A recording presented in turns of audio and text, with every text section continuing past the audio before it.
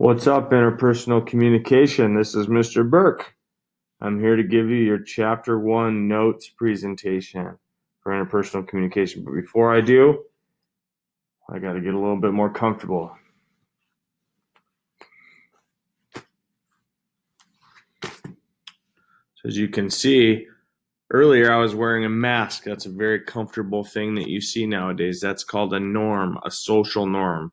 We're going to learn a little bit more about those today. Some of you are probably like, why is he wearing a mask right now? He is not near anybody else. He's through a virtual screen. Well, if you thought that way, you're paying attention to social norms, and which is part of what we're going to learn about today. But I'm getting ahead of myself. I'm going to go ahead and make myself smaller, and then we'll continue the notes.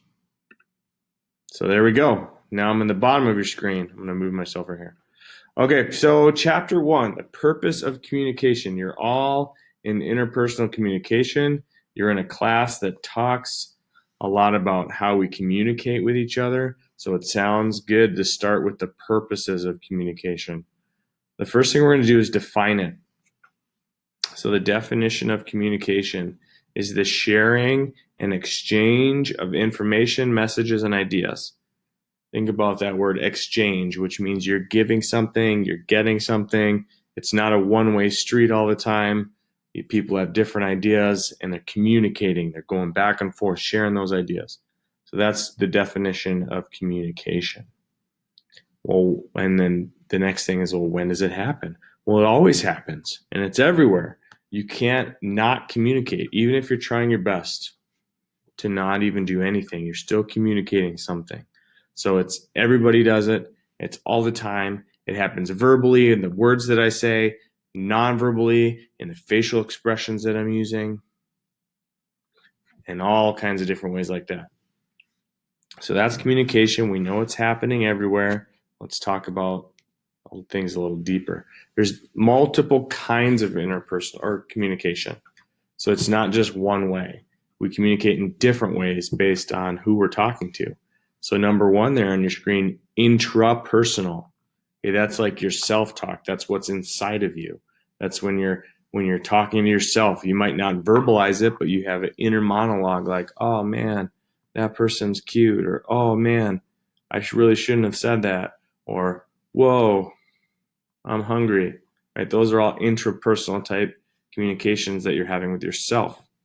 Then there's interpersonal communication. That's communication between you and someone else. You're having a conversation. You're chatting. You're texting. You're Snapchatting. All of those things are interpersonal communication. Sorry, so you're having communication between you and somebody else. There's small group communication where you add another party. Now there's more than two people. That's small group, not more than maybe like 5. And then there's public communication. We call that public speaking, or even mass communication, where you're sending out one message to as many people as you can. Things like Twitter. Okay, Twitter is a tool of mass communication. The radio, television, mass communication. Okay, so that's all different kinds of communication. This class is focused on number 2, interpersonal communication. We're going to dabble maybe a little bit in some of the other ones, but interpersonal communication is really the focus of what we're going to be learning this semester. So now we're going to get more into specifics of just communication in general. Okay, why? Okay, what's the purpose? What are we doing? Okay, why are we communicating? There's different things that go into why we would be communicating with somebody else. The first thing is a social contact. Humans are social creatures. We need relationships with other people. Okay, we want to feel like we belong, right? We need a group of people, so we communicate. Okay, we communicate with significant others, boyfriends, girlfriends. We communicate with our family. Okay, all those are reasons we need to communicate. We're not types of people, or humans don't want to live in isolation most of the time. They want to be around other people, share community. We do that through communication. The next thing is self-concept. Think about what that means, self-concept. Okay, how do we view ourselves how we view ourselves is usually in close relation to what we hear from others about how we should be viewed. Okay, we put a lot on as people what other people say about us, and it's easy to be like, I don't care what other people think, but a lot of times we do. We want to put our best foot forward. We want people to think well of us. Our actions a lot of time are based on how others will perceive what we're doing. Okay, sometimes it's out of rebellion, and we're like, I don't care, I'm going to rebel, and people are going to know that I'm going to rebel, but we are still doing something to get a reaction from other people. Sometimes we do things because we think other people will like them. Okay, we'll cut our hair, we'll wear specific clothes, we'll say words a certain way, we'll not say words at all. Think about when you were a little kid, words you weren't allowed to say. Okay, that's based on like self-concept, and if I say these sort of words, people won't like me, and I will get in trouble. My parents will be mad at me if I drop Effenheimers when I'm 4. Okay, those we need to have a social contact with people, and we want to have good self-contact or a good self-concept. We feel that others like us, that our needs are being met by them. We can care, other people care about me and like the way that I am. That is one of the reasons why we communicate. The next is a pretty big one. It's sharing knowledge. It's why I'm communicating with you right now. Through interactions with different people, we learn about ourselves, we learn about the world, we learn about all kinds of things, right? All knowledge is exchanged from communication somehow. Okay, and sometimes that's face to face. Sometimes somebody's communicating with you through a book, but it's always communication. The way you learn is by having something communicated to you. That's heavy stuff. That's important. So it's a really important purpose of communication. Now, to be more specific, okay? Specific purposes of communication. We can drill down a little bit farther. Exchanging information, right? I'm telling you something, you're telling me something. I need to figure out, what's for lunch. I got to ask, I got to communicate to somebody. Hey, mom, what's for lunch? Okay, and then I would get an answer back. Or I would go look up on the whiteboard or on the little thing, what's for lunch? Somebody's created a calendar and they're communicating to me. Okay, Bosco sticks for lunch, hooray. Or chicken fried steak, even better. Right? Somebody's communicating, I'm exchanging information. How much does that thing cost? It costs $5. Thank you. Exchange of information. Number 2, exerting control. Okay, you're exerting control. Thinking about how, say you have a little sibling and you want that little sibling to stop doing something. Hey, stop. Okay, I just communicated. I exerted control over somebody. I gave somebody a direction and they listened. Okay, what about persuading? Like, oh, hey, mom, can I borrow the car? I want to go on a date with my girlfriend. No. Oh, well, if you don't let me borrow the keys to the car, I'm just going to sneak out again. Something like that. You're persuading. Or bargaining, right? How much is that car? Oh, it's $5,000. Would you take $4,000, right? Trying to get what you want. You have to communicate your wants and needs, and then the other people are communicating what they'll tolerate. Demanding and directing, same sort of thing. Like, hey, we need this, right? We want this. We want this. This is what I want. You can't express that desire without communication. Okay, somehow you have to communicate. And there's ways of doing it well and ways of doing it poorly, right? And so the goal of this class really, in a lot of ways, is to teach you how to be better at it. So when you want to borrow the car, you'll, persuade moms instead of being like, Mom, I want to borrow the car. Or like my kids, okay? My kid's like, hey, Dad, I want to stay up late. I'm like, no, go to bed. And he's like, no, I want to stay up late. Well, why? He can't tell me why. So then he has to go to bed, right? He's going to go to bed anyway. But if he was a better communicator and he could persuade me a little bit better, maybe he'd be able to stay up late. I'm sure that's true for a lot of you. Hey, I want $20, Mom. Hey, Dad, can I do this? No. Okay, well, you have to be persuasive. So we're hopefully going to teach you some of that stuff.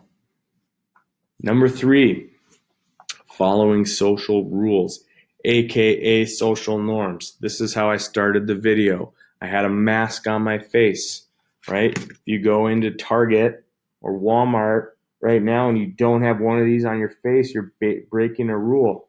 You're breaking a government rule, but it's also a social rule. A lot of people get chastised if they don't wear a mask because it's socially accepted now and preferred by most people. You got to wear a mask. What about the hat, right? Last year at school, okay, no hats. Okay, definitely not going to see my teacher wearing a hat. Okay, that's against kind of professional teachery sort of rules that we have. Well, now I'm breaking that rule. I got my hat on. Okay, now I'm not. I took it off. There's all kinds of rules like that. We're going to spend tomorrow talking about that, or another day this week, talking about what are social rules, what are norms, how do you break them? Okay, is it okay to break them? What happens when people do? Okay, and those are different rules. It's a lot of it's based on culture, a lot of it's based on kind of where you live, right? So we'll be talking about that, and it's all part of communication. The last thing is the sharing of feelings. Okay, that's, some of us are really good at this, some of us are really bad at this, but it's another way to communicate. You have to communicate the way that you feel. So hypothetically, okay, what if somebody shares some bad news with you, and then you aren't able to like share your feelings back. Okay, it's really difficult sometimes. Some of us are really bad at it. I would say I'm not great at sharing my feelings. I'd rather push them down, okay, and never talk about my feelings because I'm just your typical middle class white guy. Okay, but we got to be able to share feelings somehow, and the people who are really good at sharing how they feel are really good at making friendships a lot of the time. So it's tough to have a good social network and good friends if you're impossible. It's really hard or impossible for you to share your feelings. That's a big part of communication. If we think about why are we communicating, sharing our feelings, sharing what our desires are.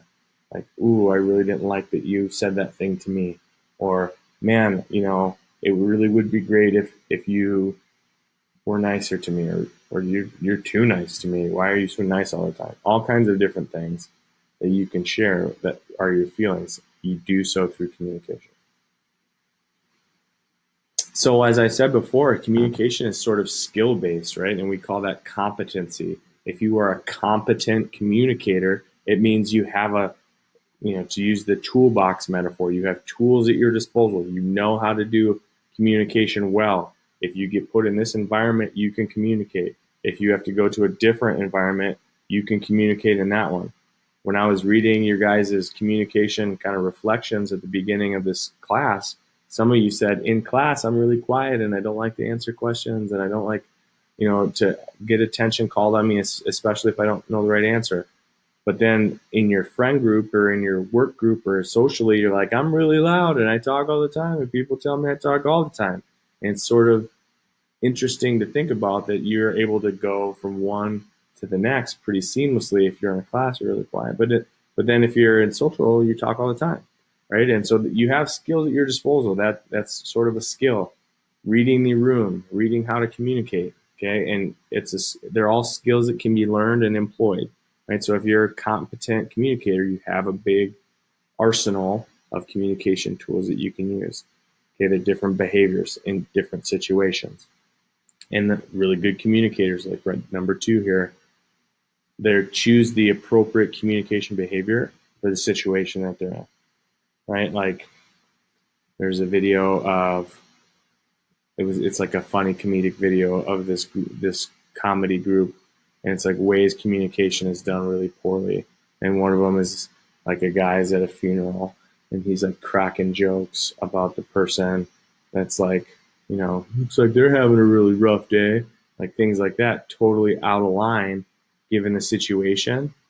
Okay, there's all sorts of situations like that where people misread the appropriate communication behavior and they say something wrong. And that's a lot of times when conflict happens, like relationally, right? Like if you're with a significant other and you say something kind of as a joke, but they don't take it as a joke. Or if you're in class and you say something that is like outside of the norms of class, like share a really inappropriate comment towards somebody else, or like at your job, right? There's things that you're not allowed to say.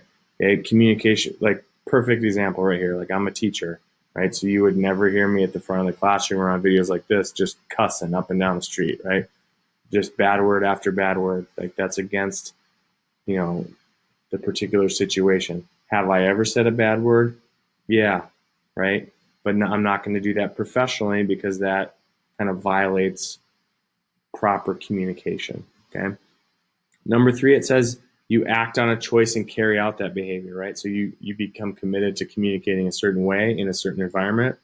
That's how you are a competent speaker. And then the last thing is like you have some sort of reflective process where you can read somebody's nonverbals or things like that. And that's where the communication is an exchange, right? It goes back and forth between people. You make a comment, you say something, you communicate somehow, and people laugh. And it's like, oh, yeah, this person's funny. I'm going to keep going because people think I'm funny.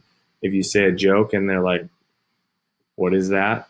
And they give you kind of cold eyes or something like that. And you're like, oh, they don't think I'm funny now. I'm not going to tell any more jokes. Okay, so that's a really important step that good, competent communicators have is their ability to kind of read how their communication is being perceived and adjust based on that. Also, there's a couple things that competent communicators have. One is ethics. Okay, ethics is how we behave and how we treat other people. Okay, so everybody, it's sort of like what's right and wrong. Okay, there's no some people would say there's no absolute right and wrong, but in different environments, there's ethics. Like this would be generally considered a right decision, okay, ethically speaking, right? Like as a teacher, ethically, like I'm going to give all my students the opportunity to learn, right? Except for blonde students. No, we don't do that, right? So we're not going to, as teachers, like isolate a certain group because of who they are, right? That goes against our teacher ethics, right? So right and wrong, all students have the opportunity to learn. Okay? In communication, right? There's specific ethical things like truth telling, right? Is it okay to lie? Is it ever okay to lie? How much of a lie is really a lie? Like what if it's to protect somebody, right? So these are kind of ethical things that communicators have to deal with. They're also responsible, right? By that I mean they're informed, they make logical decisions, they're trying to tell truth and not misrepresent things. They're not, when people say they're talking out of their butt and they don't know what they're talking about, that's like sort of irresponsible, especially if you're like in a position of power, right? So if I was a teacher, I am a teacher, right? And if I am like knowingly teaching you the wrong things about communication, right? If I said communication is a one-way street, you never get any feedback, feedback is not important, right? That would be kind of irresponsible because I'm making poor decisions because I know better, right? And the last thing is good communicators are accessible, meaning they're open, approachable. They're, a lot of times you say, what do you like about that person? Well, they're a good communicator. They're always able to listen to what I have to say and give me good feedback, or give me good advice, or they're just a really great listener. Okay, that means that people who are good communicators know when to close their mouths, right? They know when to let other people talk, when to listen, okay, when to show care about what another person thinks, right? So those are sort of things interpersonally, right, that we have to think about ourselves. If we're going to call ourselves competent communicators and we're going to try to improve, we also have to think about when to not talk, okay, and when to let somebody else talk, because like I said over and over, communication is a two-way street, right? There has to be you sharing, but also you receiving what other people have to say.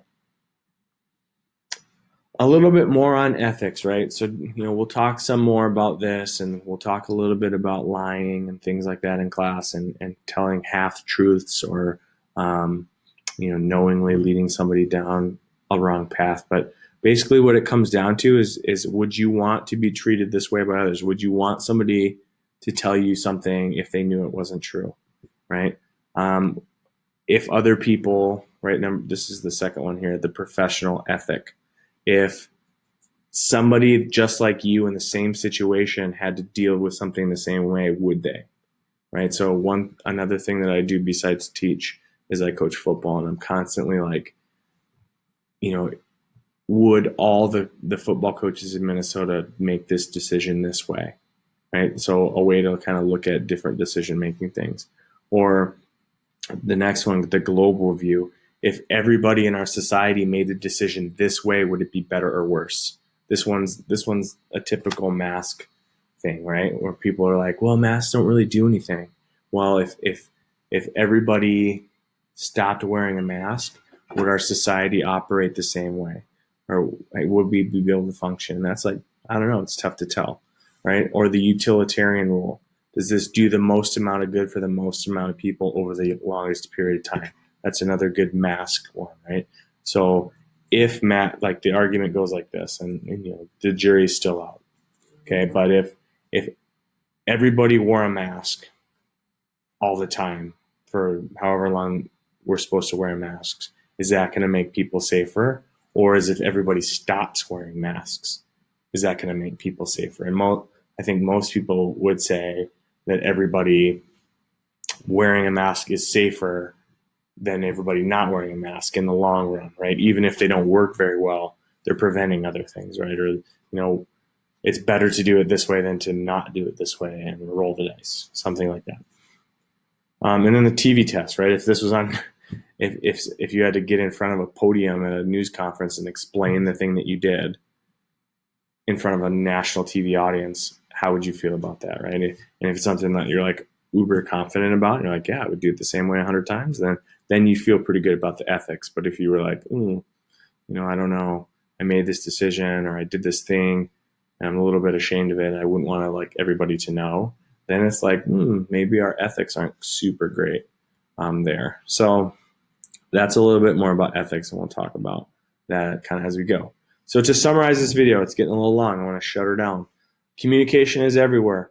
Okay, there's many reasons to communicate, many purposes to communicate. I need to share information. I need to share my feelings. I need to be direct and demand something. I need to bargain. Okay, I need to get a better rate on my car or something like that. Or I need mom to let me stay out till 11 instead of 10:30. Lots of different ways to communicate. But with that, there's also a lot of rules, like what's the right way, what's the wrong way. Okay, when I'm communicating, what kind of language should I use? Okay, given the situation, right? If I'm a student, I'm talking to my teacher, even via email, should I be really casual or should I use kind of more formal language, right? There's different rules depending on the type and the place that you're communicating. Competent communication means using specific skills that you learn. Not everybody's a great communicator, but everybody can be a great communicator if they use the skills in different situations and they know how to read that and they know how to adjust when it's not going well. And the last thing right here, big bullet point, you can learn to be a better communicator. So if you are a little bit nervous and you're like, I'm not good at it, well, that's why you're here. You're here to become a better communicator. Hopefully over the course of this semester, we put some more tools in your tool belt of ways to communicate, and you can look back after the end of this semester and say, yeah, I got better. So that's all for now. Have a great day. I'm sure you'll see my face again soon, teaching you a little bit more about communication. Bye.